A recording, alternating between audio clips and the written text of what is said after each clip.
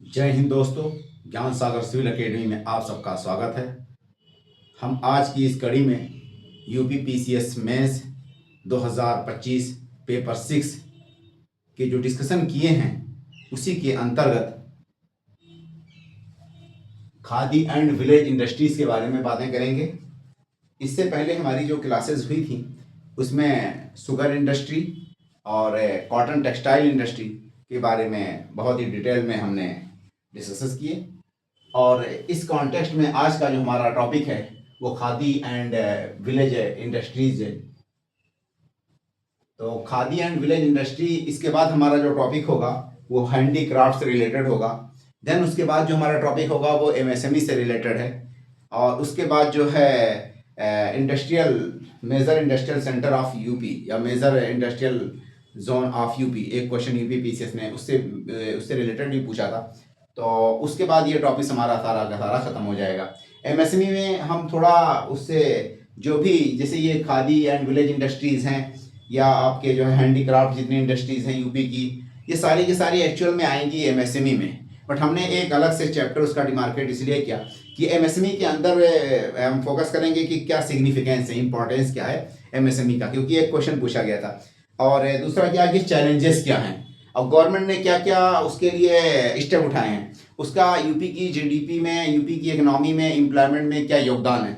इसलिए हमने डिटेल की वजह से कि उसको एक डिटेल में पढ़ा जाए तो एमएसएमई को अलग कर दिया और खादी एंड विलेज इंडस्ट्रीज़ को हमने अलग कर लिया और एक चैप्टराइजेशन के अंतर्गत हमने एक चैप्टर अलग क्रिएट किया आपका ये हैंडीक्राफ्ट का, जिसमें ब्रास वेयर, ज्वेलरी, एम्ब्रॉयडरी और लकड़ी की नक्काशी, वुड क्या कार्विंग, ऐसे पत्थर का जो है स्टोन कार्विंग, जो भी है हैंडीक्राफ्ट में, उसका वो एक अलग से चैप्टर पढ़ेंगे जो कि कल्चर का भी हिस्सा है इसीलिए। और आज का हमारा टॉपिक है खादी एंड विलेज इंडस्ट्रीज।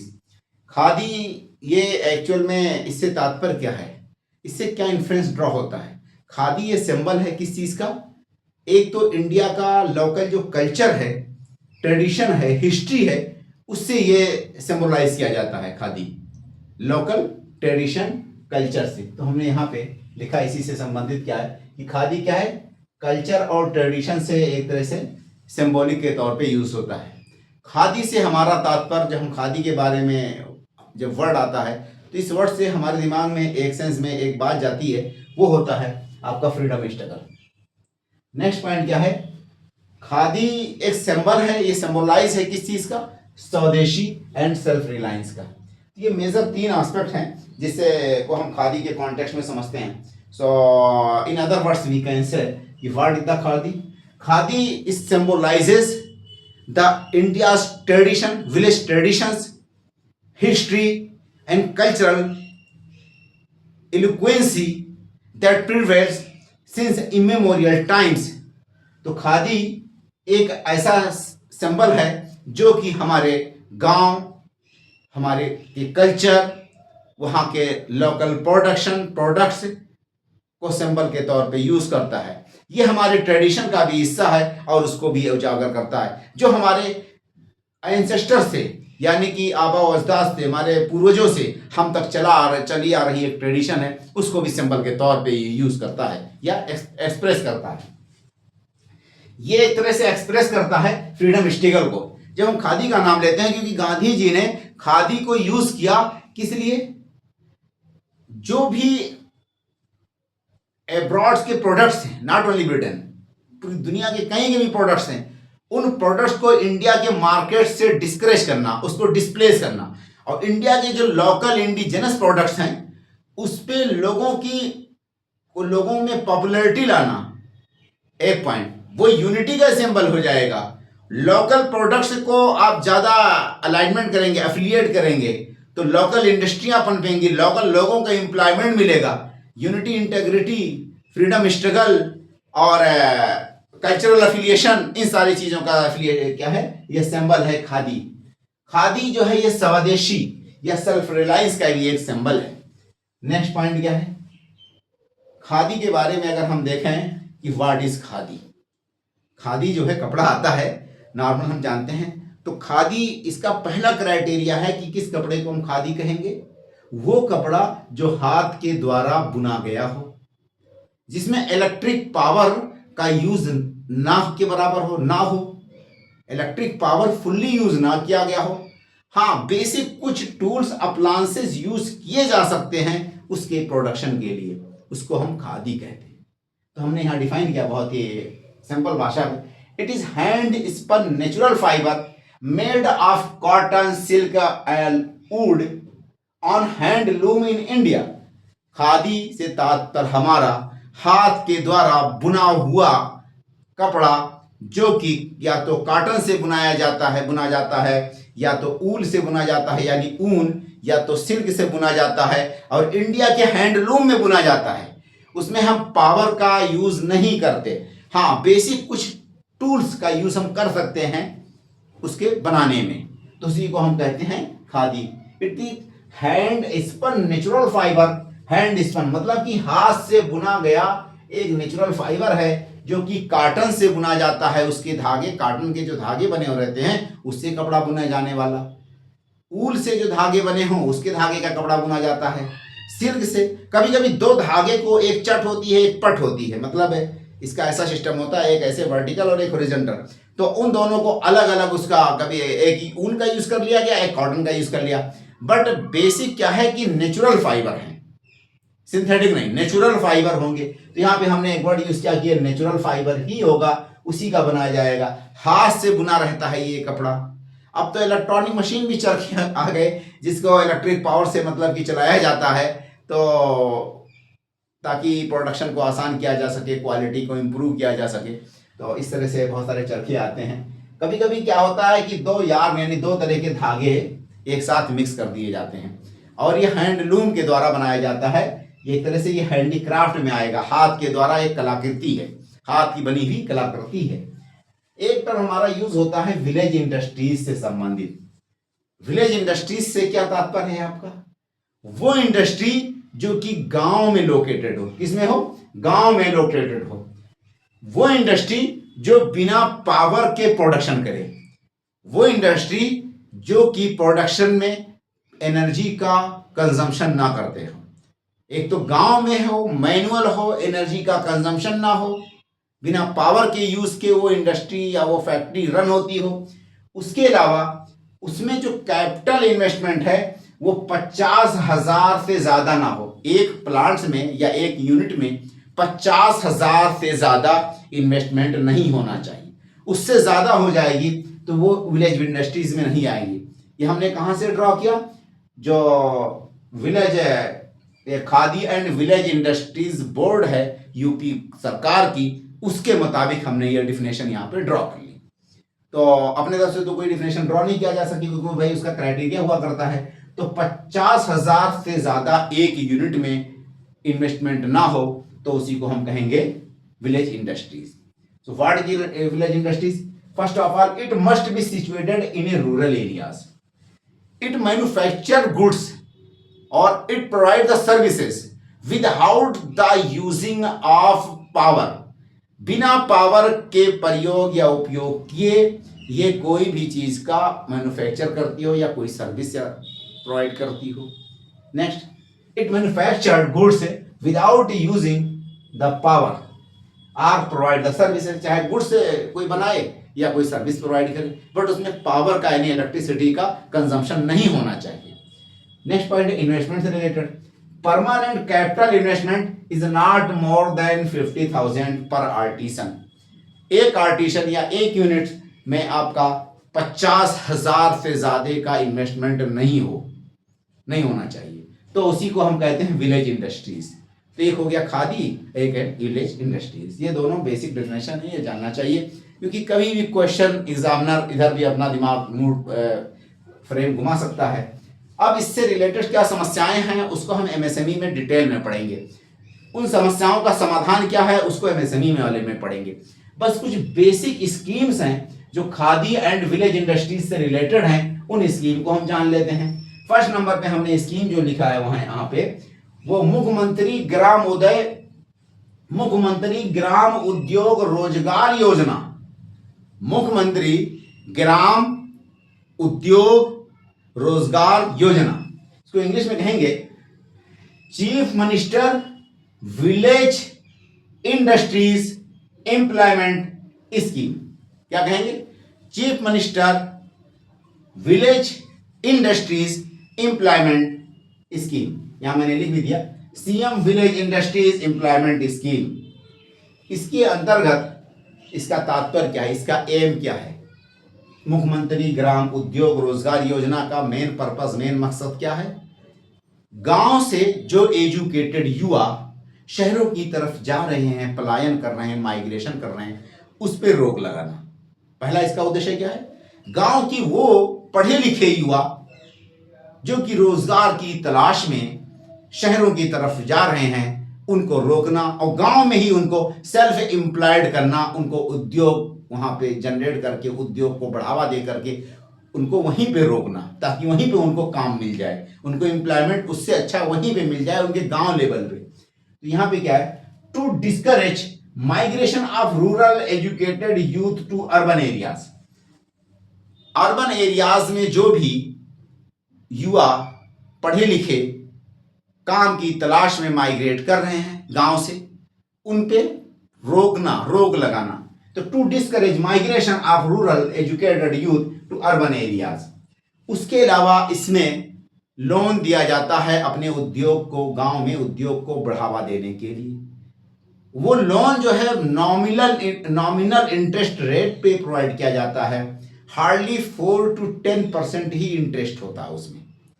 अगर वो आर्टिशन या उद्यमी जनरल क्लास से बिलोंग करता है तो जनरल कास्ट या जनरल क्लास वाले बंदे को 4 से 10% इंटरेस्ट रेट पे करना होगा अगर वो लोन लेता है गांव में उद्यमी लगाने के लिए। इसके अंतर्गत if a person want to take या to draw loan under this scheme, he can be benefited at this rate, subsidized rate. This subsidized rate is varies 4 to 10% for only general class. General class का कोई बंदा अगर कोई उद्यमी गांव में लगाना चाहता है, इसके अंतर्गत लोन लेना चाहता है, तो उसको 4 से 10% के दर पे इंटरेस्ट पे लोन ले सकता है। एक तो ये है। अगर कोई बंदा गांव में इंडस्ट्री लगाना चाहता है, उद्यमी लगाना चाहता है, इंटरप्राइज शुरू करना चाहता है, वो ओबीसी, एससी, एसटी या वीमेन है, इन चारों में से कोई, ओबीसी, एससी, एसटी, वीमेन या फ्रीडम फाइटर टाइप या इस तरह से जो सेना में रहते हैं इन्वॉल्व, इनके लिए भी कुछ है। इस कैटेगरी में से कोई हो तो उसको इंटरेस्ट फुल्ली एग्जेम्प्टेड है। तो interest is exempted for SC, ST, OBC and women categories. यानी उनको कोई भी इंटरेस्ट नहीं देना होगा अगर वो लोन लेते हैं इस स्कीम के अंतर्गत। इस स्कीम को जो इंप्लीमेंट कर रही है एजेंसी, उसका नाम है Khadi and village industries board of Uttar Pradesh. This is the implementing agency, Khadi and village industries board, Khadi and village industries board of Uttar Pradesh. ये जो है इस स्कीम को, मुख्यमंत्री ग्राम उद्योग रोजगार योजना को इंप्लीमेंट करने वाली एजेंसी है। इस साल के बजट में 2025-26 का जो बजट इस बार का प्रस्तावना है, उसमें टारगेट किया गया है कि जो बेनिफिशियरीज होंगे 800 जो है उद्यम्स को फायदा दिया जाएगा, या 800 आर्टिशंस को या उद्यम को कह लीजिए, यानी कि यूनिट्स को 800 यूनिट्स को फायदा दिया जाएगा इस स्कीम के अंतर्गत। इस बार के बजट में ये बात बताई गई है। अब इस अगर ये आपका क्वेश्चन बना कि इंडस्ट्रीज को प्रमोट करने के लिए या एमएसएमई को प्रमोट करने के लिए गवर्नमेंट ने बजट में क्या प्रावधान रखे, तो इस प्रावधान को आप लिख देंगे वहां पे, ठीक है। अब उसी के 4-5 पॉइंट्स को ऐसे मैं अलग अलग जगह पे आपको डिक्टेट करता रहूंगा, उसी को आप पिन पॉइंट कर करके दिमाग में फ्रेम बना लीजिए।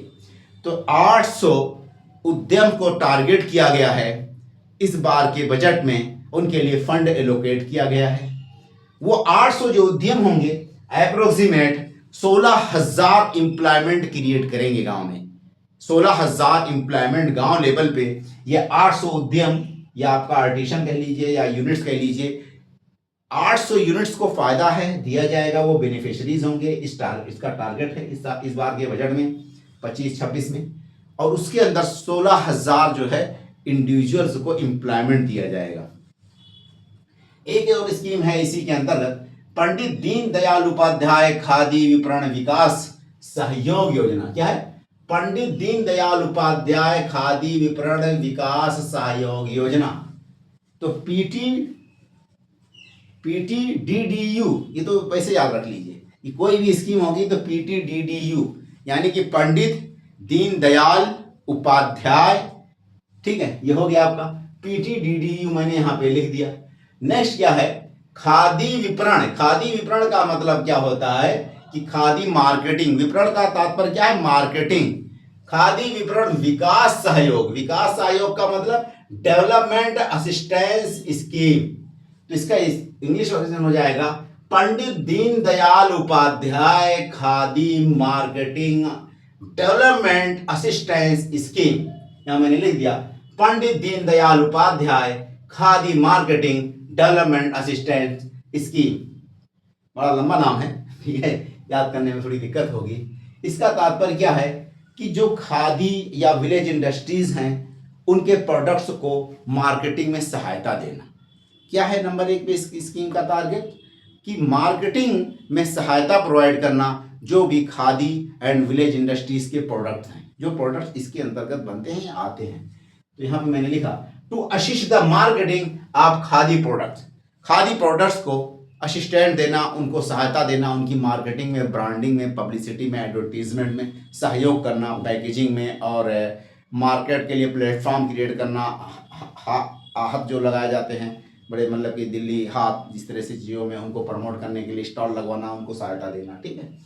उसके अलावा इसके अंतर्गत जो है, ये इम्प्लीमेंटिंग एजेंसी का नाम वही है UP khadi village and industries board. इसको भी इम्प्लीमेंट वही कर रहा है UP khadi and village industries board. Khadi and village industries commission जो है कहाँ का है? सेंट्रल गवर्नमेंट का, उससे कंफ्यूज मत होइएगा। ये बोर्ड है यूपी गवर्नमेंट का, वो इम्प्लीमेंटिंग एजेंसी है इसका। नेक्स्ट पॉइंट क्या है कि इस बार के बजट में भी इसके लिए कुछ अमाउंट फंड जो है एलोकेट किया गया है।